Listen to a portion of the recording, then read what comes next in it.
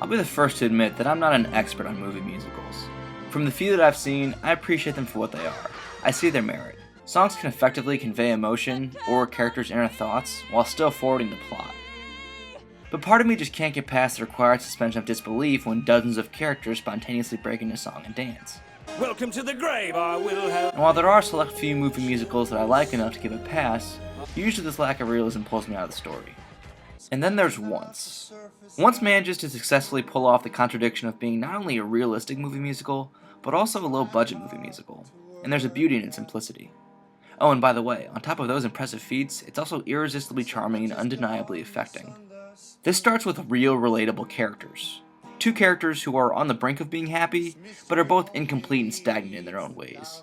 These bare walls show that the guy doesn't have much besides his memories, and the music that they inspire. You have broken me all the way down. And while the girl doesn't have much either, I'll pay you back. she does have her daughter, and relationship problems of her own. There's such distance between me and him. But we aren't explicitly told much about these characters, not even their names. A lot of films try to do this to make their protagonists seem like normal, everyday people so the audience can relate to them and possibly project themselves onto them, but this blank slate concept runs the risk of producing excessively bland protagonists. But not the case here. While we aren't told much about the characters, we learn a lot about them through the songs. Even if you don't like the music or it's not your cup of tea, you have to acknowledge the depth and emotion the songs manage to add to the characters.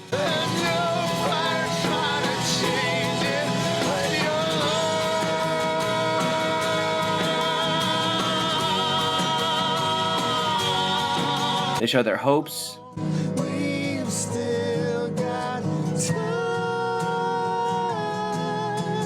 as well as their frustrations.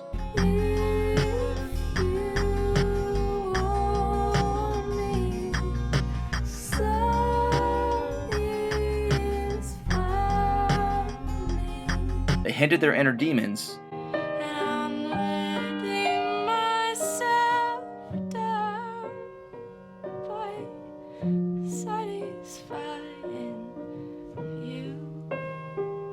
and they even effectively give exposition.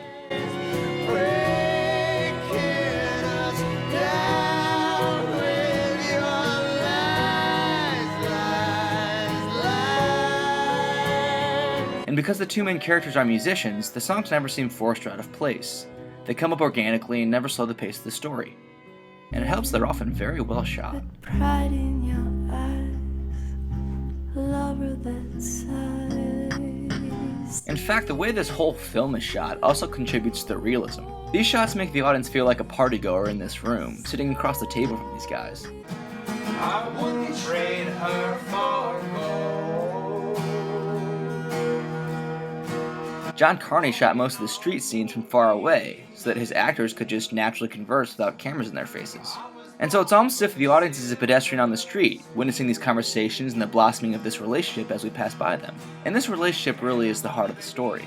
Despite not being actors before the movie, Glenn Hansard and Markéta Irglová play the guy and the girl perfectly and with flawless on-screen chemistry, helped by the fact that they were friends in real life before this movie. What makes their relationship so special is that it's never cheap. The guy has a moment of weakness where he makes an assumption about their relationship. Do you want to stay? What do you mean? Stay the night. What? But other than that, it avoids being overly romantic or predictable. He's satisfied and grateful for what they have, a budding friendship. Thanks for the company. I needed it. Me too. And you get the sense that she is too. Is it okay if I walk along with you a bit? Yeah? Cool.